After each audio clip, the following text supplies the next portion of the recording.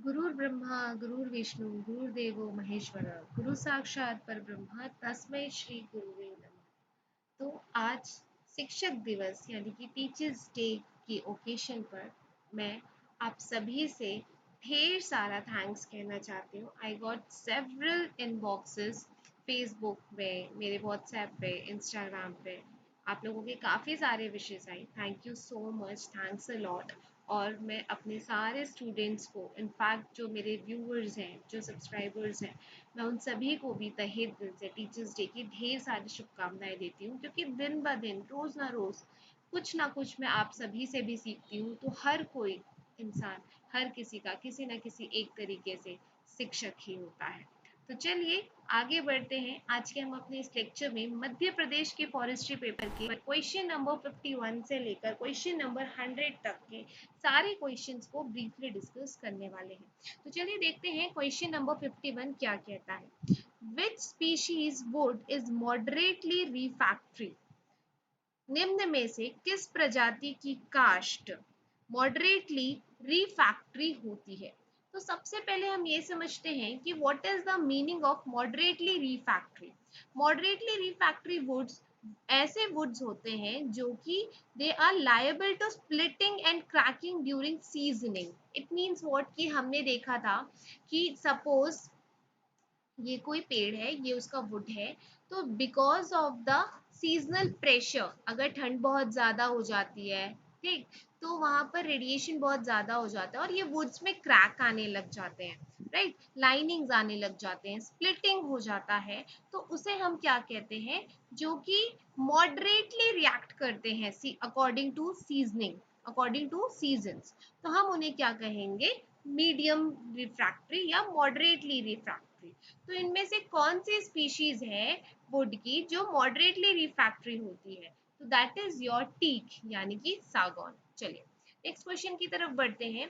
Based on drawing nature would of soil is class S. It is not soil, यहाँ पर ये जो soil mention है it is साल, साल ट्री की बात हो रही है यहाँ पर, ठीक। सूखने के स्वभाव के आधार पर साल की लकड़ी को किस वर्ग में वर्गीकृत किया गया? Class B, class C, class A, class D. तो सबसे पहले हम ये समझते हैं कि ये class A B C D क्या होती है, ठीक। तो यहाँ पर देखिए, जब हम वुड्स की बात करते हैं या टिम्बर्स की बात करते हैं तो अकॉर्डिंग टू सीजनिंग पर्पसेस हम उनको तीन कैटेगरी में कैटेगराइज करते हैं। एक होता है, सबसे पहला होता है आपका class A, then class B and then class C. Class D जैसी ऐसी कोई चीज नहीं होती, जस्ट आपको ऑप्शन में गिवन है। ओके, तो क्लास ए हम उन टिम्बर्स को क्लासिफाई करते हैं, उन टिम्बर्स को हम अंडर क्लास ए क्लासिफाई करते हैं जो कि हाईली रिफैक्ट्री होती है। हाईली रिफैक्ट्री का मतलब क्या हुआ कि अकॉर्डिंग टू सीजन वो बहुत ही जल्दी से क्विक रिएक्ट करेंगे और टिम्बर्स में बहुत ज्यादा नुकसान होगा, लाइनिंग होगी, क्रैकिंग होगी, राइट।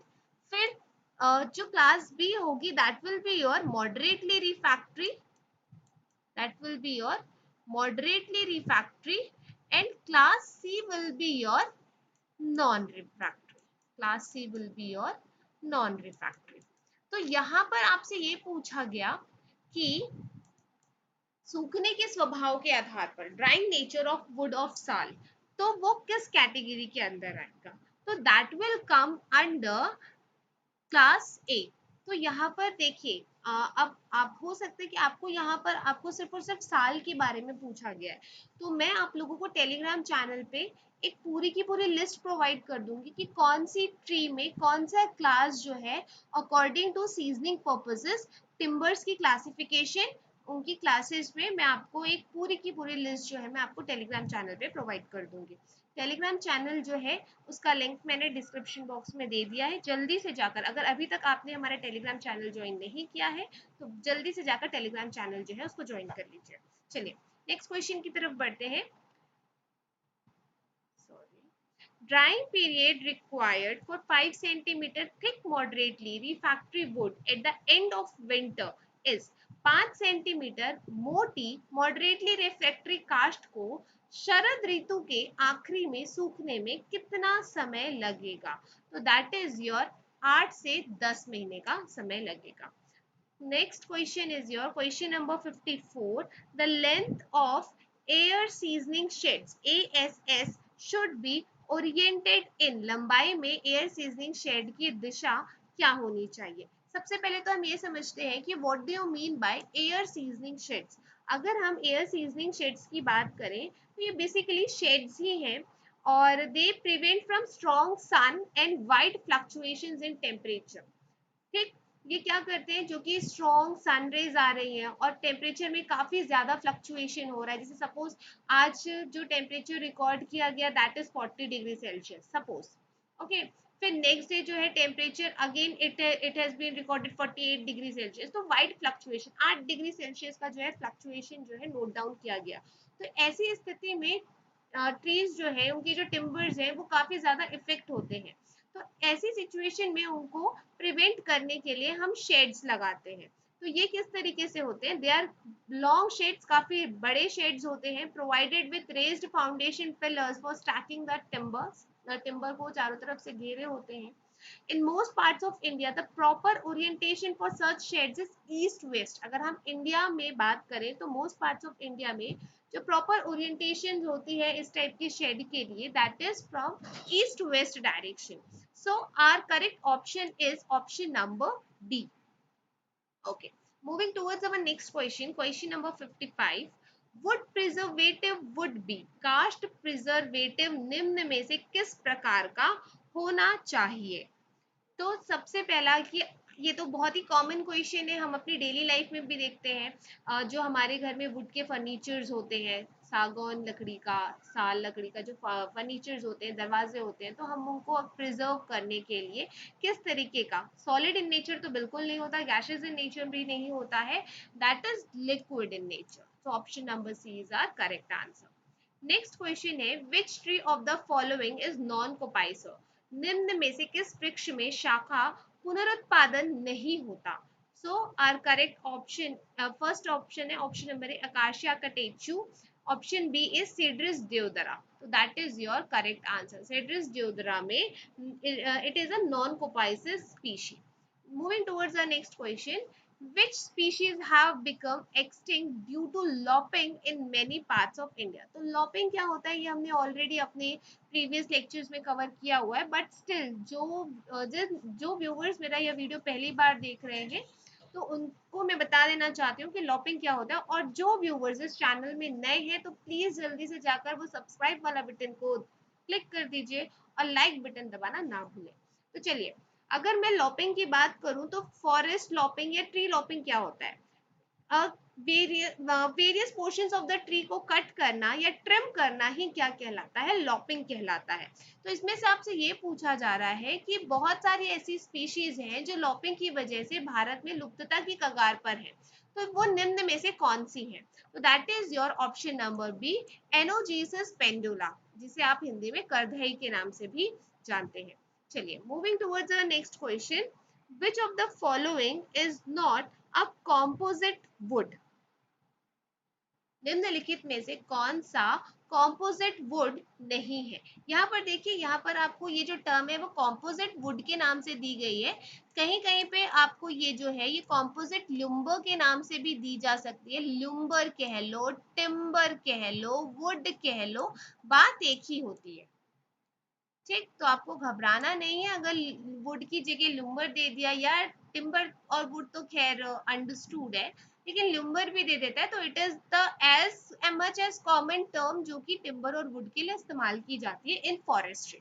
ओके, तो अगर आपको कॉम्पोजिट वुड के बारे में कहा गया है तो कॉम्पोजिट वुड क्या होता है? वो एक तरीके का मटेरियल होता है, that is a mixture of wood fibre, plastic and some type of binding agent. ये सारे इंग्रेडिएंट्स को एक साथ मटेरियल के ऊपर लगा दिया जाता है वुड के ऊपर, ताकि वो और ज्यादा डेंसर हो जाए, स्ट्रॉन्गर हो जाए और हेवियर हो जाए देन वुड अलोन। ठीक, तो that is your what, that is your composite would. It means what कि अगर आप कॉम्पोजिट लुम्बर की बात करें तो ये कंप्लीट मिक्सचर है। इस पे क्या क्या लगा होगा? वुड फाइबर लगा होगा, प्लास्टिक लगा होगा, राइट, और सम टाइप के बाइंडिंग एजेंट भी लगे होंगे। तो तो आप उन्हें क्या कहेंगे, कॉम्पोजिट वुड कहेंगे। अब आपको यहाँ पर ऑप्शन दिया गया है और पूछा गया है कि इनमें से कौन सा कॉम्पोजिट वुड नहीं है। तो अगर यहाँ पर देखा जाए तो प्लाईवुड तो बिल्कुल है, लेमिनेटेड वुड भी है, सैंडविच वुड भी है, और correct option is option number D, that is impregnated would. तो इम्प्रेग्नेटेड वुड की अगर हम बात करें तो इम्प्रेग्नेटेड वुड क्या होता है, बेसिकली ये एक इंट्रोडक्शन होता है of chemical substances into would. It means what, it is a type of chemical substance जो कि वुड में इंट्रोड्यूस किया जाता है ताकि हम वुड की कैरेक्टरिस्टिक्स को और ज्यादा इंप्रूव कर सके और उसको अच्छी न्यू प्रॉपर्टीज प्रोवाइड कर सके। ओके, तो it is not a type of composite wood, so our correct option is option number D. Okay, चलिए नेक्स्ट क्वेश्चन की तरफ बढ़ते हैं। गम ट्रांगा sorry, gum tragacanth is obtained from tragacanth gourd. Okay, gum tragacanth is obtained from, tragacanth गोंद किस प्रजाति से प्राप्त होता है। तो अगर हम ट्रागासेंथ की बात करें तो ये एक तरीके का क्या होता है, नेचुरल गम होता है, that is obtained from dried SAP of several species. Dried SAP हमने देखा था वुड में दो पार्ट होते हैं, एक होता है हार्टवुड, एक होता है सैपवुड। तो सैपवुड का जो ड्राई पार्ट होता है और सेवरल स्पीशीज जैसे मिडिल ईस्टर्न में लेग्यूम्स जो पाए जाते हैं, राइट, तो उन सब से मिलकर ये जो है ट्रागासेंथ गोंद जो है उससे ऑब्टेन किया जाता है। तो हमारा ऑप्शन देख लेते हैं, ऑप्शन है acacia nilotica, acacia senegal, Astragalus gummifer. So our correct option is option number C, Astragalus gummifer. Okay, moving towards our next question. Pod of which species is used for washing silk and woolen clothes? Okay, देखिए यहाँ पर पूछ रहा है कि किसकी जो बीज होते हैं या फली, फली का मतलब क्या हुआ, बीज है ना, फली। तो किस निम्न में से किस प्रजाति की फली सिल्क एवं उलन कपड़े धोने के काम आती है। सो हमारा जो ऑप्शन है सेमिकार्पेस Anacardium, that is not acacia consina, that is the correct option। तो देखिएगा ये जो ये है बबूल की फली होती है जिसको आप इस्तेमाल करते हो for your washing silk and wooden clothes. चलिए moving towards our next question, question number 61। as preventive measure to control root rot in CISO, the trees should be raised in intimate mixture with, सीसो में root rot रोकने के लिए किस प्रजाति के साथ रोपणी करनी चाहिए। तो देखिए रूट रॉट का मतलब क्या हुआ कि रूट को सड़ने से बचाने के लिए या सड़ने से रोकने के लिए, ठीक। तो किस सीसू के साथ, sissoo is what, it is a type of tree, तो सीसू ट्री के साथ आपको और किस अलग ट्री को साथ में रेस करना चाहिए, साथ में उसको उगाना चाहिए ताकि उसमें रूट रॉट जो है वो कंप्लीटली खत्म हो जाए। तो our correct option is option number A, that is ailanthus. Sissoo के साथ अगर आप एलेंथस को ग्रो करते हैं तो रूट रॉट जो है वो कंप्लीटली रुक जाता है। चलिए नेक्स्ट क्वेश्चन की तरफ बढ़ते हैं। Wilt disease in teak is caused by, सागौन में कौन सा जीव विल्ट बीमारी का कारक है। तो देखिए अगर हम विल्ट डिसीज की बात करें तो विल्ट डिसीज जो है वो मतलब इसके अंदर नंबर ऑफ डिसीज आ जाते हैं। जैसे for example, just for an example मैं आपको समझाने के लिए बता रही हूँ, अगर हम कैंसर की बात करते हैं तो कैंसर के अंदर बहुत सारे कैंसर आ जाते हैं, ब्लड कैंसर, राइट, बहुत सारी वेराइटीज होते हैं कैंसर के, mouth cancer, lung cancer, right. तो वैसे ही अगर हम विल्ट डिसीज की बात करते हैं तो इसके अंदर भी नंबर ऑफ डिसीजेस आते हैं जो कि प्लांट्स की वैस्कुलर सिस्टम को अफेक्ट करता है। और ये किस तरीके से वो अटैक करते हैं, by fungi, bacteria, nematodes, right, and they can cause rapid killing of plants. तो यहाँ पर और इनफैक्ट प्लांट्स में वायरसेस भी आ जाते हैं। तो अगर हम टीक में विल्ट डिसीज की बात करें तो टीक में जो विल्ट डिसीज है it is caused by pseudomonas solanacearum के बदौलत जो है it has been caused in teak plants. Okay, चलिए नेक्स्ट क्वेश्चन देखते हैं। Heart rot in sal is caused by, now what do you mean by heart rot. Heart rot का मतलब क्या हुआ, जो अंदर का जो पार्ट होता है वुड का, अपने प्रीवियस लेक्चर में मैंने आपको दिखाया था, जो आउटर पोर्शन होता है दैट इज योर सैपवुड, और जो इनर पोर्शन होता है that is your heartwood, right. तो यहाँ पर जब हम बात करें तो हार्टवुड जो है वो साल में क्या होने लग जाता है, खराब होने लग जाता है, सड़ने लग जाता है। तो वो किसकी वजह से होता है, it is because of hymenochaete rubini rubiginosa. Okay, it is a type of fungi जो कि क्या बोलते हैं कॉज होता है। तो दैट इज योर व्हाट, जिसकी वजह से क्या होता है, हार्ट जो है हार्ट रॉट होता है। Okay, sorry, it is a type of bacteria, it is a type of bacteria. Okay, जो जिसकी वजह से हार्ट रॉट जो है वो कॉज होता है। चलिए नेक्स्ट देखते हैं question number 64। Damage not caused by grazing, निम्न में से कौन सी हानि चराई द्वारा नहीं होती है। ओके, तो सबसे पहला है break down of soil aggregate, मृदा एग्रीगेट का विखंडन। तो ये तो बिल्कुल ग्रेजिंग की वजह से होता है, सॉइल एग्रीगेट का ब्रेक डाउन जो है वो ग्रेजिंग की वजह से होता है। Disturbance in physiology of plant, ये भी ग्रेजिंग की वजह से होता है। सॉइल कंपोजिशन में चेंजेस आना, इफेक्ट होना, this is also caused by grazing.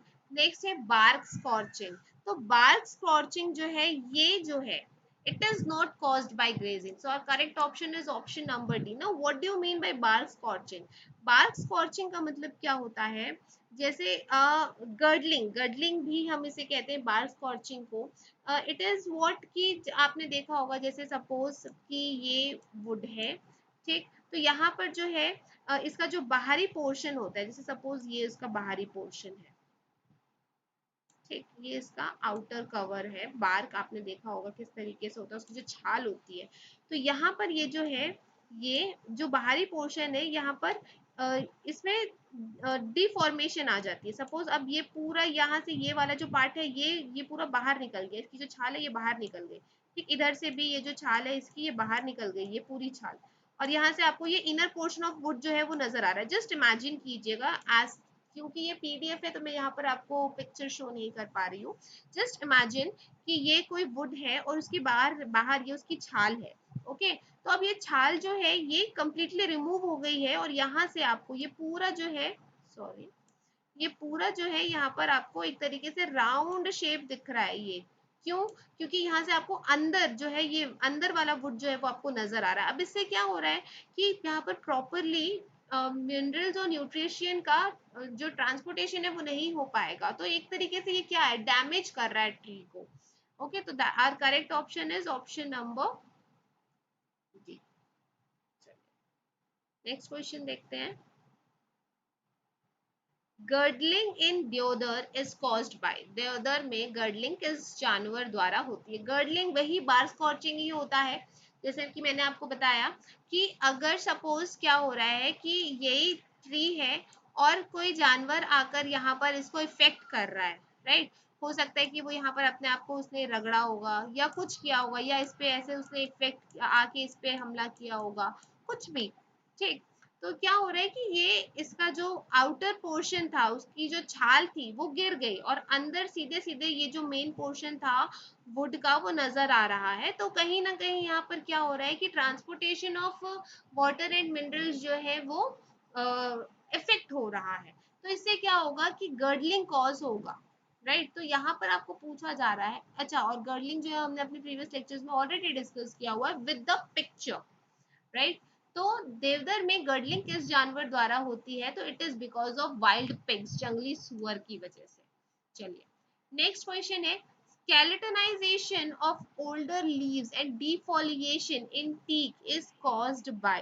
तो skeletonization की अगर हम बात करें तो skeletonization बेसिकली क्या होता है बेटा, skeletonization की अगर हम बात करें तो आपने देखा होगा कि जैसे पत्ते हैं, पत्ते खराब हो जाते हैं और उसमें पूरी तरीके से ऐसे होल्स आ जाते हैं, बहुत ही मतलब इतने सारे कि आपको ये जो है ये लीव जो है वो आपको नजर ही नहीं आता, इसकी बस थोड़ी बहुत आपको आउटर लाइन नजर आती है।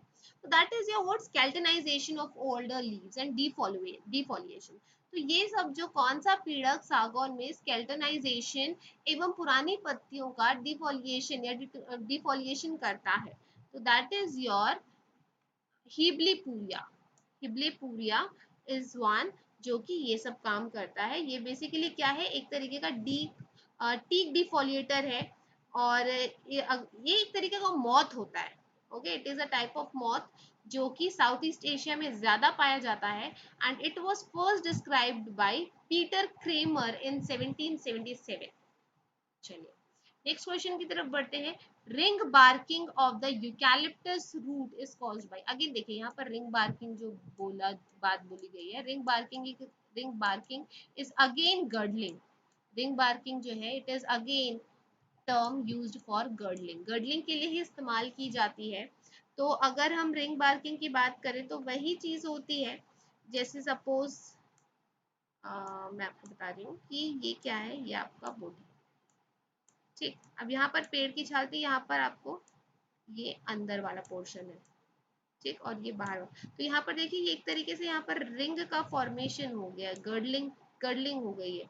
ठीक, मतलब यहाँ से पेड़ की जो छाल है वो बाहर निकल गई, और यहाँ से आपको इनर पोर्शन जो है वो नजर आ रहा है। एक बार आप गूगल में रिंग बार्किंग सर्च करेंगे तो आपको जो इमेजेस है वो आपको दिख जाएंगे। तो यहाँ पर आपसे ये पूछा जा रहा है कि रिंग बार्किंग जो है यूकैलिप्टस रूट में वो किस वजह से कॉज होता है, तो it is because of microtermes species. Termes है ये, यहाँ पर टर्म्स टाइप हुआ है, that is wrong, it is microtermes species. इसी की वजह से जो है गर्डलिंग जो है इट इज कॉज्ड। अब माइक्रोटर्मिस की बात करें तो it is a species of termite. Okay, it is a species of termite, white termite होता है, जो कि कहाँ पर, अगर हम इसकी नेटिव की बात करें तो इंडिया, श्रीलंका, पाकिस्तान, वियतनाम में बहुत ही इजीली मिल जाता है ये। चलिए नेक्स्ट क्वेश्चन की बात करते हैं, question number 68, that is formation of fire breaks can be achieved by one of the following methods। निम्न में से किस विधि द्वारा अग्नि अवरोधक बनाया जा सकता है। तो what do you mean by fire breaks, अगर हम फायर ब्रेक्स की बात करें तो फायर ब्रेक्स बेसिकली क्या होता है, वो एक तरीके का गैप होता है जो कि वेजिटेशन में बनाया जाता है या अदर कंबस्टिबल मटेरियल में, जो कि that acts as a barrier की तरह काम करता है, रुकावट की तरह काम करता है, टू स्लो और stop the progress of Bush fire और वाइल्ड फायर। राइट, अगर सपोज कोई जंगल है, वहां पर आग लग गई, ठीक, सपोज ये यहाँ पर बहुत सारे पेड़ है और वहां पर आग लग गई, तो आपने क्या किया, आपने यहाँ पर फायर ब्रेक बना दिया। ठीक, तो अब अगर आग यहाँ से फैलते हुए आ रही है, यहाँ तक पहुंची, तो वो यहाँ पर जो है वो स्टॉप हो जाएगी। अब बाकी का जो पार्ट वाला जंगल है वहां पर इफेक्ट नहीं पड़ेगा। राइट, तो एक तरीके का ये बैरियर होता है। तो यहाँ पर जो है ये पूछा जा रहा है कि किस मेथड के अकॉर्डिंग, किस मेथड का इस्तेमाल करके आप फायर ब्रिक्स का इस्तेमाल बना सकते हैं। तो मैकेनिकल मेथड का इस्तेमाल करके आप बिल्कुल बना सकते हैं, वेजिटेटिव मेथड का इस्तेमाल करके भी बना सकते हैं, केमिकल मेथड का इस्तेमाल करके भी बना सकते हैं। सो और correct option is option number D, all options are correct. Okay, next question की तरफ बढ़ते हैं। Which one of the following is non insect pest, निम्न में से कौन सा पीड़क कीट नहीं है, तो that is your nematodes. Nematodes जो है वो that is a non insect pest. Okay, चलिए question number 70, food rot disease in khamer, gmelina arborea is caused by, khamer में फूट रॉट बीमारी किसके द्वारा होती है। अगर हम सबसे पहले फूट रॉट की बात करें तो फूट रॉट जो है वो क्या होता है, it is premature ripening of plants. ठीक, समय से पहले ही प्लांट्स जो है वो राइपनिंग होने लग जाते हैं, और इन्फेक्टेड प्लांट्स जो है उसमें आपको बहुत सारे पैचेस दिखने लगेंगे। राइट, तो यहाँ पर क्या होता है, that is your foot rot. तो अब यहाँ पर आपसे पूछा गया कि किसकी वजह से फूट रॉट जो है वो कॉज होता है। तो फूट रॉट जो है it is caused by option number A, fusarium oxysporum. Okay, चलिए नेक्स्ट क्वेश्चन देखते हैं। Phylogenetic of plant classification has given by, phylogenetic जो सिस्टम ऑफ प्लांट क्लासिफिकेशन है, पौधों का एक तरीके का वर्गीकरण होता है, तो ये पद्धति किसके द्वारा दी गई, तो firstly it was proposed by Hutchinson, Hutchinson, और बाद में फिर उसको प्रॉपरली डेवलप किया गया बाय एंगलर। ओके, तो कभी कभी क्वेश्चन में डियर व्यूवर्स ध्यान दीजिएगा, इस क्वेश्चन में कभी कभी ऐसा होता है कि आपको हचिनसन जो है ये ऑप्शन ना देकर एंगलर दे दिया जाता है, तो आप डेफिनेटली एंगलर पे टिक कर कर आएंगे। लेकिन अगर सपोज आपको एंगलर ना दिया हो, हचिंसन दिया हो, तो आप हचिंसन टिक कर कर आएंगे, और अगर आपको दोनों ही दिया हुआ है तो आप हचिंसन टिक कर कर आएंगे। ओके, चलिए नेक्स्ट क्वेश्चन की तरफ बढ़ते हैं। Linear system of classification is commonly called as, जो लीनियर सिस्टम की गई पौधों के वर्गीकरण के लिए, तो उनको आप कॉमनली क्या कहते हो? तो दे आर कॉमनली जो है it that is for sexual system, यौनिक पद्धति है, यौनिक पद्धति जो है that is a linear system. Okay, sexual system, linear system जो है it is commonly called as sexual system। Okay, next question पढ़ते हैं। In Bentham and Hooker system of classification dicotyledons are divided into. अगर हम डाइकोटिलिडॉन्स की बात करें तो डाइकोटिलिडॉन्स आखिर होते क्या है, सबसे पहले तो हम ये समझते हैं, फिर हम बात करें कि बेंथम और हुकर्स जो है उन्होंने क्लासिफिकेशन क्या किया।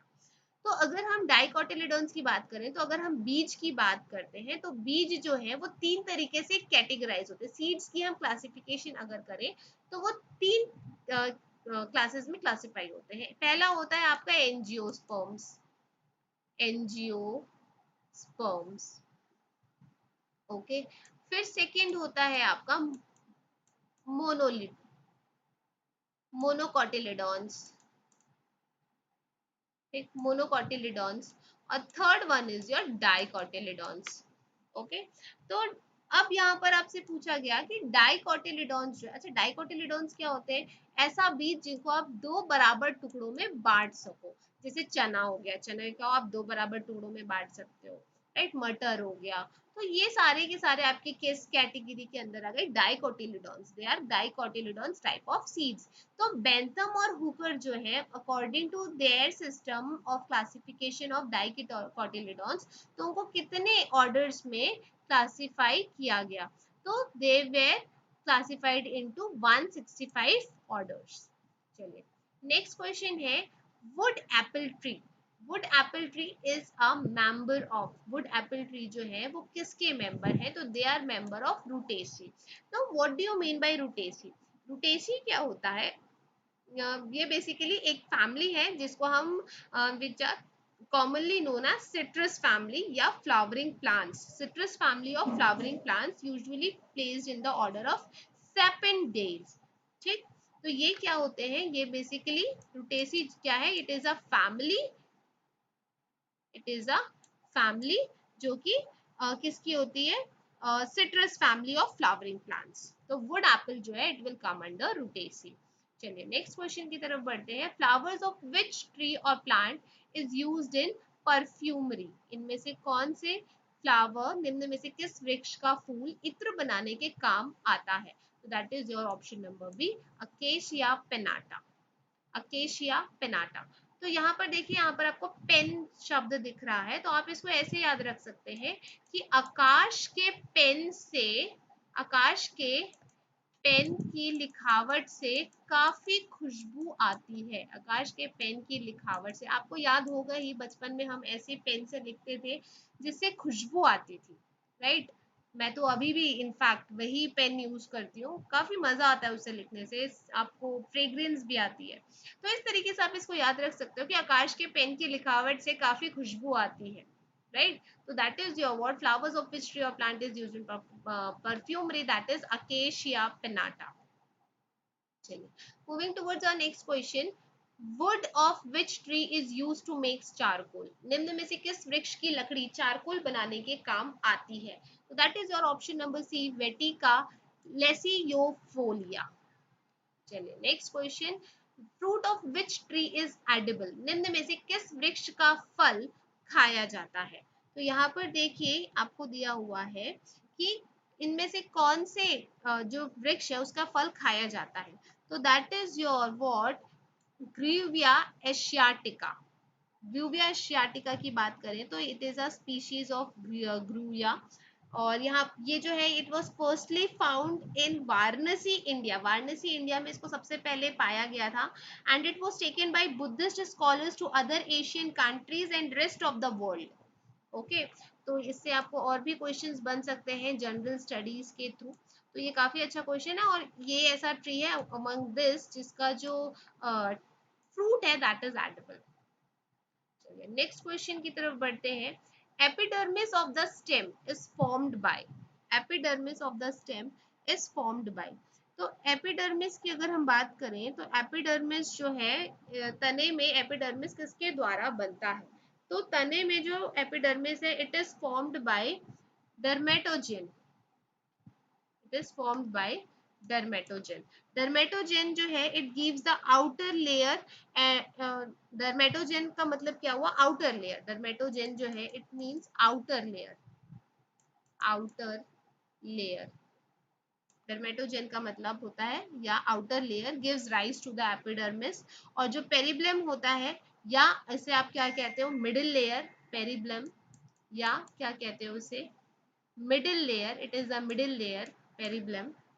Okay, it is the middle layer which gives rise to the cortex and the endodermis. Okay, which is the innermost layer of the cortex. और जो plerome होता है, this one plerome, plerome जो है it is the inner layer which gives rise to the vascular tissue। ये सारे points जो है आप note down कर लीजिए, ये काफी अच्छे क्वेश्चन और इनसे आपको क्वेश्चन डेफिनेटली बन सकते हैं।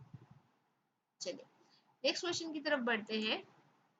Latex are found in which type of tissue? Latex जो है वो किस टाइप के टिश्यू में पाया जाता है? तो it is found in secretory tissue. Next question है ascent of sap. Ascent of sap takes place through, तरल पदार्थ का एसेंट निम्न में से किसके द्वारा होता है? तो ये तो आपने अपनी लोअर क्लासेस में भी पढ़ा हुआ है, एसेंट ऑफ सैप। और प्लस जब हम बायोलॉजी में ट्रांसपोर्टेशन वाला, transportation in plants and transportation in animals वाला टॉपिक कवर कर रहे होंगे तो उसमें ये टॉपिक को हम काफी ब्रीफली पढ़ेंगे। फिलहाल आप यहाँ पर इतना देख लीजिए कि अगर हम एसिड ऑफ सैप की बात करते हैं तो it takes place through xylem, xylem की वजह से ये टेक प्लेस होता है। नेक्स्ट है the cohesion theory of acid of SAP was proposed bye. अब कोहेशन थ्योरी की बात करें तो हम ये वाला जो टॉपिक है ये हम उसमें डिस्कस करेंगे, बट यहाँ पर मैं अगर आपको मोटा मोटा बता दूं तो theory of acid of SAP है ये जो है इट अकर्स बिकॉज ऑफ ट्रांसपिरेशनल पुल, ट्रांसपिरेशनल पुल की वजह से अकर होता है। और ट्रांसपिरेशनल पुल जो है वो जनरली जो जनरेट होता है by loss of water from stomata of leaves. तो यही थी cohesion theory of ascent of sap and it was proposed by हाँ Dixon and Joly, it was proposed by Dixon and Joly. Next question, an area where superior phenotypes or genotype were established for seed production is called, वह क्षेत्र जहां श्रेष्ठ phenotype एवं genotype को बीज उत्पादन के लिए लगाया जाता है इनमें से क्या कहते हैं? That is your seed orchids.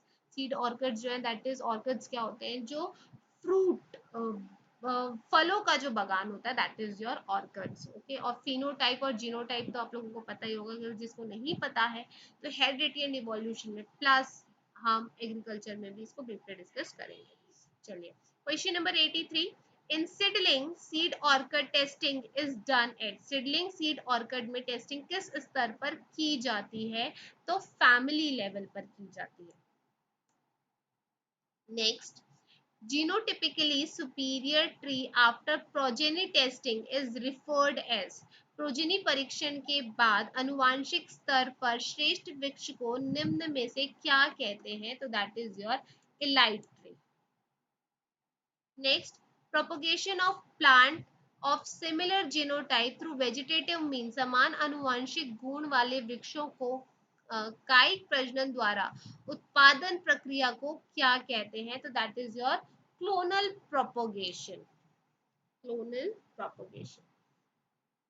Okay, next question, first Indian forest act was enacted in 1865, ये भी आप लोगों को पता होगा, काफी इजी क्वेश्चन है। Chapter third of wild life protection act describes, option number B hunting of wild life, वन्य जीव सुरक्षा अधिनियम के अध्याय थर्ड में, अध्याय तीसरा में किसका उल्लेख है? तो that is your hunting of wild life. Question number 88, the forest conservation act 1980 was amended in the year, तो ये भी हमने किया हुआ है that is your 1988। Next, which one is not agronomic measure to conserve soil moisture. ये भी हमने अपने एग्रोनॉमिक, जब हम एग्रो फॉरेस्ट्री डिस्कस कर रहे थे तो उसमें हमने ऑलरेडी किया हुआ है ये। That is your option number D, bench cropping. It is the only measure which do not come under agronomic measure.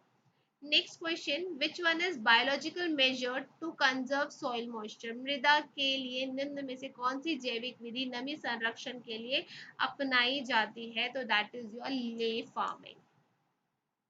Next, which one is not the surface method of ground water recharge. भूमिगत जल recharge की कौन सी विधि सतही नहीं है, तो that is your option number D, recharge well. Next question, which one is not the water shade type. इनमें से कौन सा वाटर शेड का टाइप नहीं है, so option number C, mega water shade.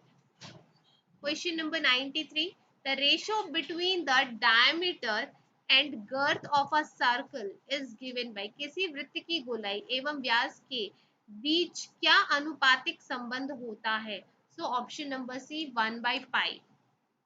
Shadow method of measuring height is.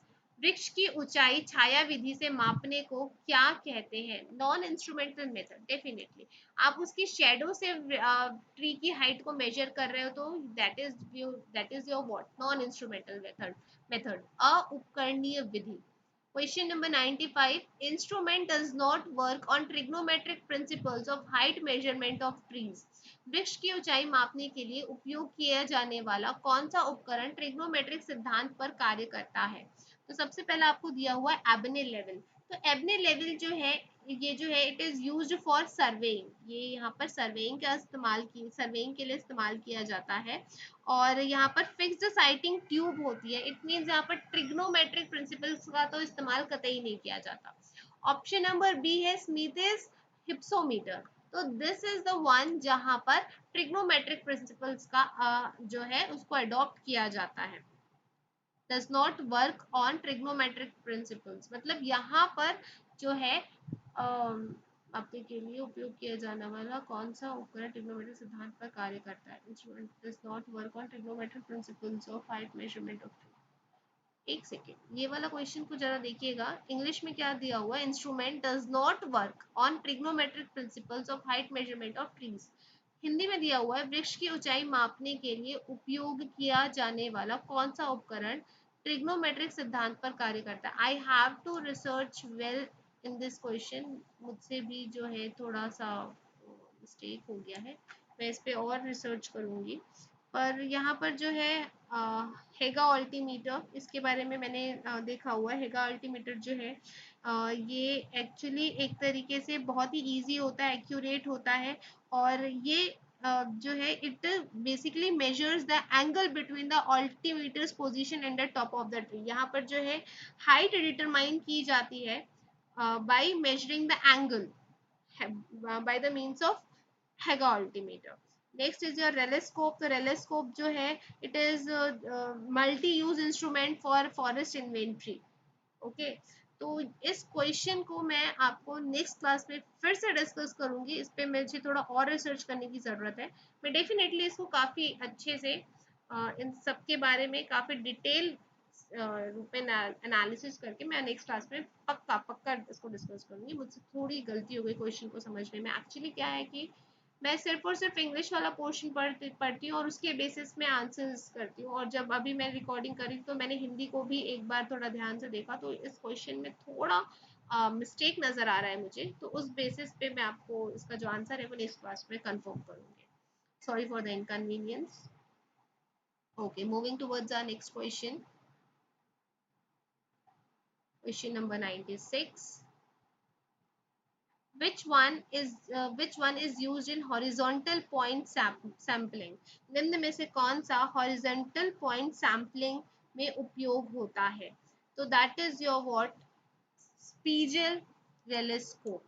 अगर मैं horizontal point sampling को समझाने बैठूंगी तो ये काफी ट्रिकी है और काफी मतलब हमें समझ में नहीं आएगा। इसमें बहुत सारे फॉरेस्ट्री टर्म्स का इस्तेमाल किया गया है। तो आपको सिर्फ इतना समझना है कि हॉरिजॉन्टल पॉइंट सैम्पलिंग के लिए हमें स्पीजल रेलेस्कोप जो है उसका इस्तेमाल किया जाता है। ओके चलिए नेक्स्ट क्वेश्चन देखते हैं। Sampling intensity for tropical wet evergreen forest should be. तो सैम्पलिंग इंटेंसिटी जो है वो उष्णकटिबंधीय सदाबहार नम वन में क्या होना चाहिए? तो that is your option number C 10। Next question, which of the following tree fixes nitrogen through Frankia. तो नाइट्रोजन थ्रू फ्रैंकिया का मतलब क्या हुआ? फ्रैंकिया की अगर हम बात करें तो फ्रैंकिया बेसिकली क्या है?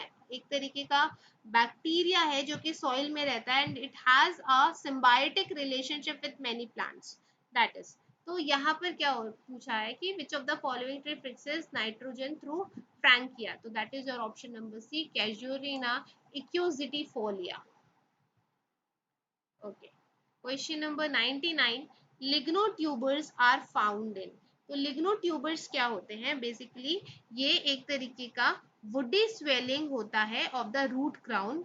जैसे देखिए सपोज ये कोई वुड है, टिम्बर है, तो इसकी जो रूट है वो इस तरीके से सॉइल पे ही ऐसे बाहर फैल जाती है, इस तरीके से रिंग बना लेती है, क्राउन बना लेती है बाहर पे ही, राइट। तो ये जो है दैट इज ये क्या करता है? रूट क्राउन प्रोसेस ये कुछ प्लांट्स के द्वारा जो है as a protection against destruction of the plant stem such as by fire. The ground contains buds from which new stems may sprout as well as stores of starch that can support a period of growth in the absence of photosynthesis, right? तो उसका काम करता है। तो लिग्नोट्यूबर जो है वो कहाँ पर पाया जाता है? तो it is found in casuarina. Okay next है agri silviculture system means growing of. तो यहाँ पर आपको पूछा गया है कि एग्री सिल्विकल्चर सिस्टम जो है इट मीन्स कृषि वन पद्धति से तात्पर्य एग्रीकल्चर क्रॉप प्लस फॉरेस्ट्री। तो ये हमने ऑलरेडी अपने प्रीवियस लेक्चर एग्रो फॉरेस्ट्री वाले पार्ट में डिस्कस किया हुआ है। तो डियर व्यूअर्स आज के लेक्चर में सिर्फ इतना ही। हम अपने आने वाले लेक्चर यानी कि पार्ट 3 में एमपी फॉरेस्ट्री पेपर का जो अदर 50 क्वेश्चन है उनको ब्रीफली डिस्कस करेंगे। और प्लीज़ जो अभी मेरे चैनल पे नए हैं तो इस चैनल को सब्सक्राइब करना ना भूलें, ज़्यादा से ज़्यादा लाइक करें, शेयर कीजिए और वीडियो अच्छा लगा हो तो कमेंट करना ना भूलें। Thank you, keep watching and supporting.